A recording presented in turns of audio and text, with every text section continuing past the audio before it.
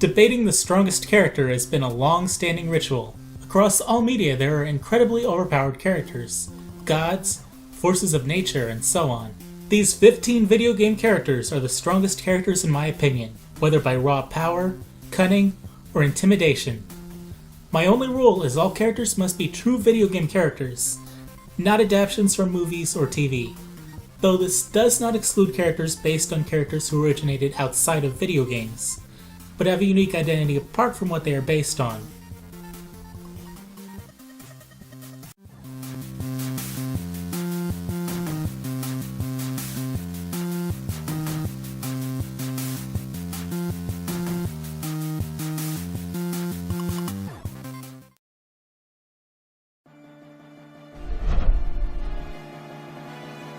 Who could be stronger than a god, even if you were only a demigod? Spoilers are ahead. Honestly, the whole playable cast of Glory of Heracles could fit here, but the two most notable characters are Icarus and Heracles, or his brother Iphicles, all who were actually Heracles. That should give you a hint as to why I don't consider these adaptations and instead based on their namesakes. The playable cast are all immortal, meaning they cannot die. Or maybe they can. Immortal enemies can be killed permanently if you keep beating their bloody corpse until they vaporize. Theoretically, this could possibly happen if the whole party died. What makes Heracles specifically even stronger is he is only using a quarter of his full power. And endgame, he still only has 3/4 of his full power, and he hits like a tank. Which makes sense since the mythical Heracles was known for being incredibly strong. Not only this, but those who have a quarter of his power are close to as strong as 3/4 Heracles. It might not be out of the question at 3/4 power, Heracles is holding himself back, and regardless is happy to challenge full gods without fear. Icarus, upon giving up his quarter of Heracles, is then given part of Zeus's power when Zeus pities him. After the credits roll, if these two ever wanted to, they could be a force capable of challenging and slaughtering the gods. Actually, they did kill some gods. Though Zeus could take his power away from Icarus, but Heracles is still likely terrifying if he lets go, and might be able to kill his father with his divine power and human heart.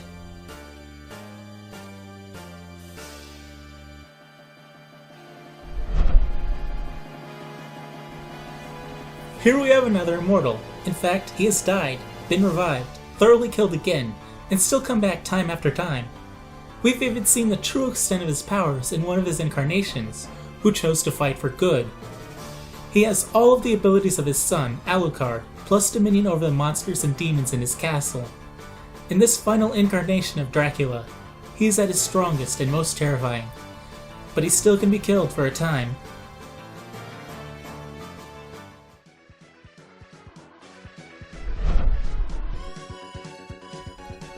While neither of these doctors are physically strong or mortal, their great minds are what make them a little terrifying. Both of these scientists managed to cheat death by making their souls digital. Wiley is a virus that can inhabit mechanical bodies, meaning he could always have the strongest battle body he could desire, and Light as a hologram capable of moving about freely. Regardless of the fact Wiley could attain the greatest raw power, both characters continued to manipulate events for at least hundreds of years, if not much longer. After their names were forgotten, they still were hanging around the Mega Man universe.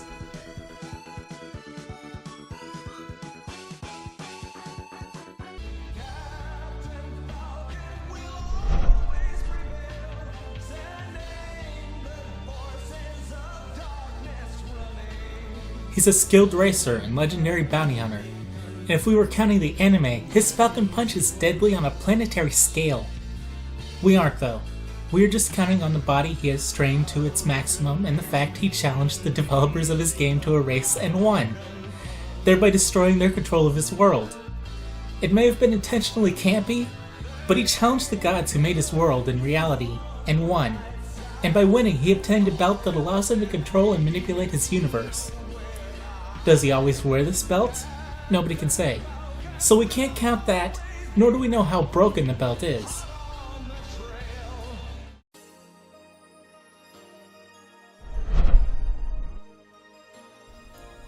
The fastest thing alive is more than fast with lightning reflexes and agility. He also has defeated some very overpowered bosses. like a creature composed of chaos, able to control water, the stuff everywhere. Oh, and a malevolent sun god who can control time and make human hedgehog shipping fanfiction canon. Though this time, Sonic did have help.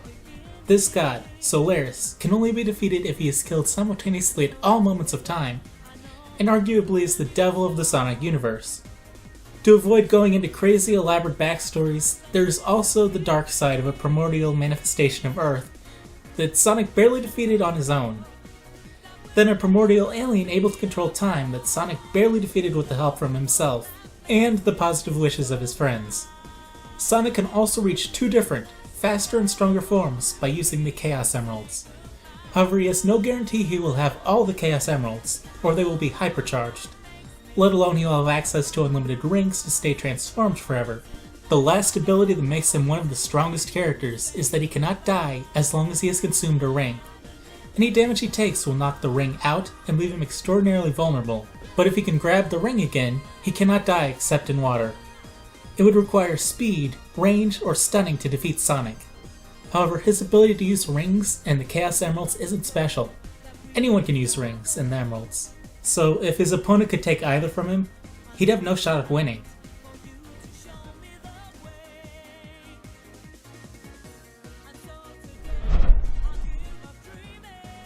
If all of these characters would be at their most powerful forms, Captain Falcon would probably take this, or a higher spot. Without the belt, in a fight, Deathborn would probably win.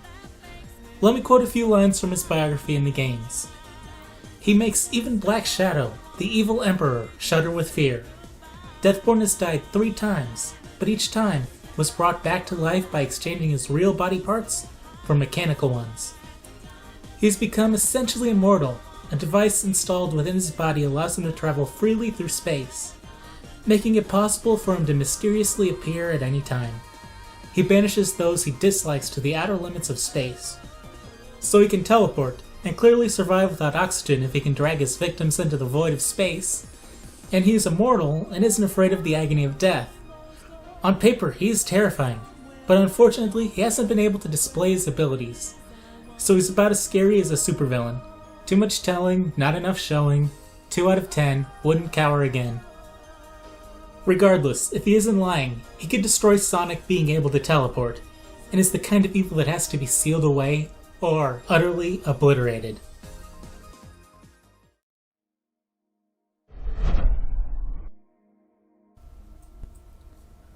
Shulk may be immortal, but he still became more of a god than his creator ever was.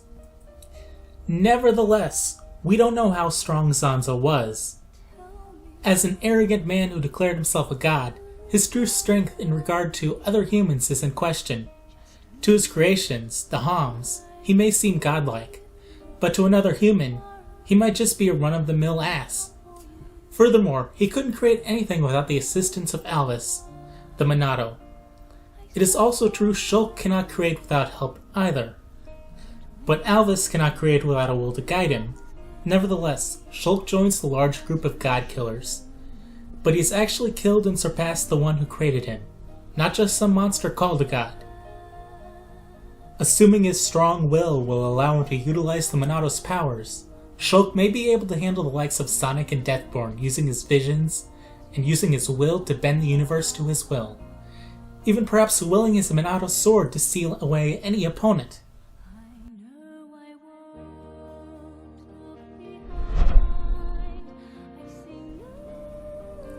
If this was most intimidating character, Alex would top this list.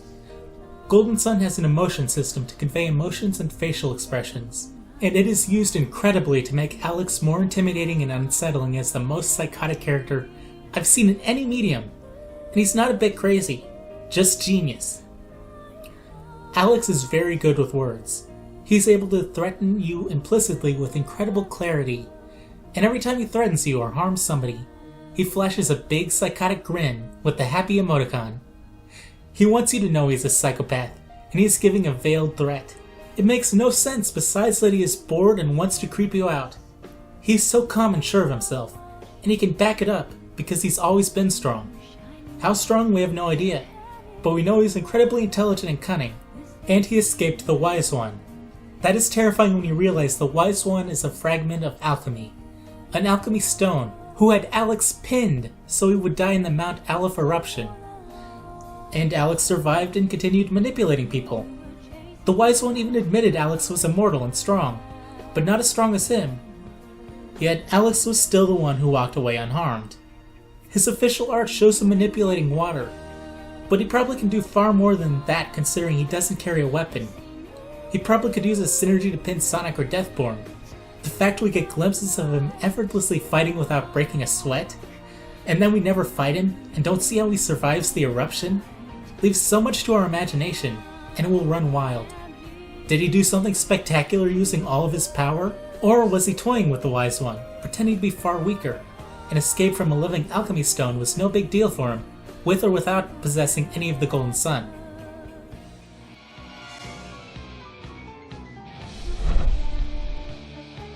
I searched the internet a little for discussions of the strongest characters in gaming, and Sephiroth is the only one I saw that could really compete with even Heracles. Kratos might arguably be on par with Heracles as a god, but his claims to strength is dismembering people, which wouldn't work that well against the glory of Heracles' brand Immortal, besides that Heracles would have the strength to do the same thing. Sephiroth, on the other hand, has godlike powers to manipulate space after absorbing his mother, a powerful cosmic entity. Similar to Alex with his powerful synergy, this would allow him to control the battlefield.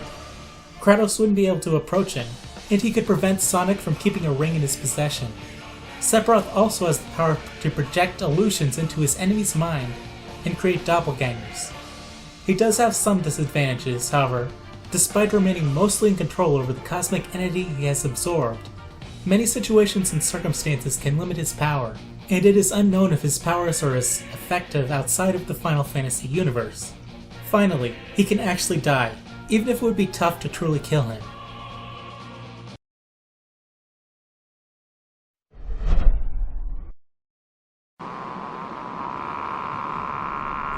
Sephiroth may be able to die. However, Ganondorf is not only immortal.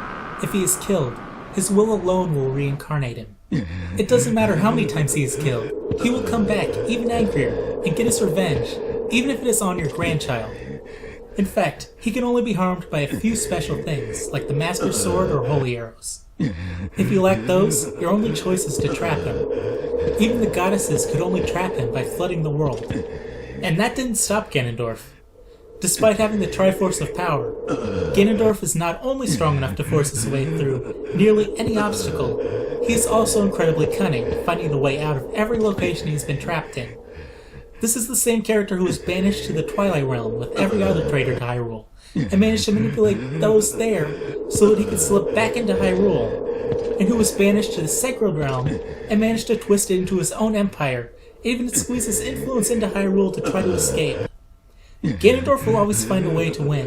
It is inevitable, whatever you throw at him. Even death and petrification is only a minor setback. Ganondorf is without a doubt the most terrifying Nintendo villain to face in combat. Unless you are the hero.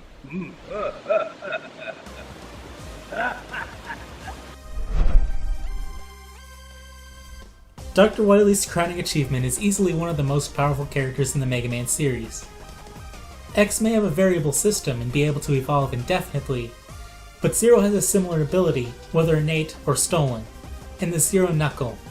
This weapon doesn't give Zero defeated enemies' abilities. This allows Zero to rip their weapons away from them, and immediately use them. He could reach into Sonic and take the ring. He could reach out and take Falcon's belt like it was nothing. He could tear Deathborn's body apart and use it against him. Any weapon, any item Zero can snatch away. Zero did die though, saving humanity, and was reborn as a sentient chunk of metal, able to live on with his same abilities by merging with a human. Zero definitely earned his spot.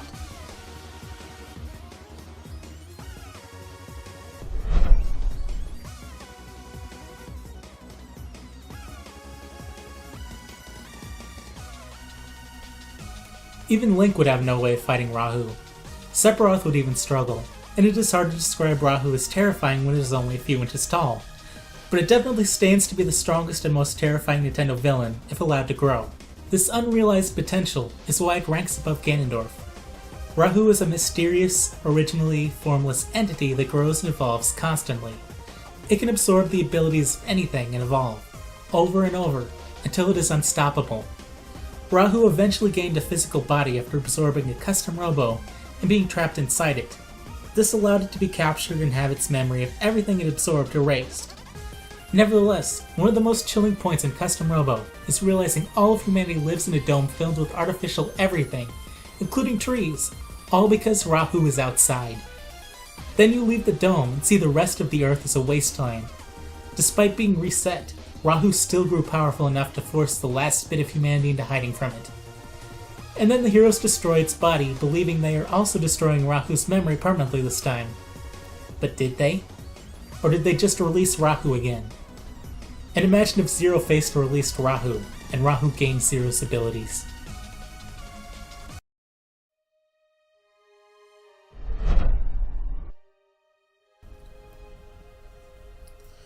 Sephiroth absorbed a cosmic entity, and I said I was unsure how useful it would be outside of his universe.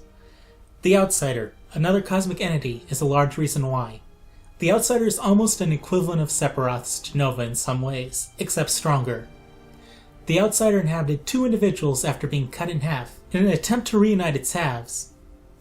This granted the bearers of its mark the power to manipulate the focus of enemies, heal by inflicting pain on others, slowing or freezing the movement of enemies, and speeding up allies and resuscitating unconscious people. The powers the Outsider can grant, however, reflect the bearer's desires, meaning it can do far more, such as fatiguing and weakening enemies, or boosting strength as poor man's Ganondorf, Sankrak, can do. The Outsider is capable of these feats by absorbing the life energy of the cosmos. It intentionally flies through the cosmos in an attempt to not consume too much life from a planet or star. The Outsider's innate state is to sap life and leave death in its wake. The Outsider has to consciously not kill everything around it. So if you somehow knock it out, you are super screwed. And if you are an immortal it wants to kill, you're just going to make it more and more powerful, as it eats your infinite life. How could you defeat the Outsider, whoever you are? Would Rahu be able to take the Outsider's power, or would it be killed in attempting to? It's unclear how powerful the Outsider is, but it is very powerful. But it would probably refuse a fight unless against a very evil enemy who may be able to defeat it. It'd just forfeit and fly away.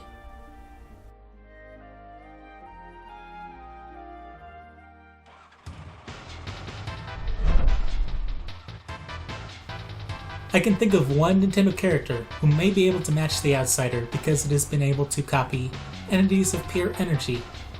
Kirby might be able to copy the Outsider, and as naive and impulsive as Kirby is, it might just try while the Outsider is trying not to kill it. Kirby's copy ability would give it the ability to at least match most of the characters shown so far, at least in abilities. Intelligence, determination, or cunning would be the only things Kirby would have left to contend with.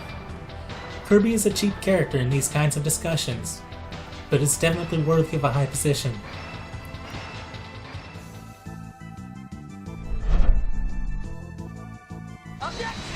The top few on any strongest list are the most debatable, and I can see how many could think Kirby or the Outsider should be higher than Bomberman.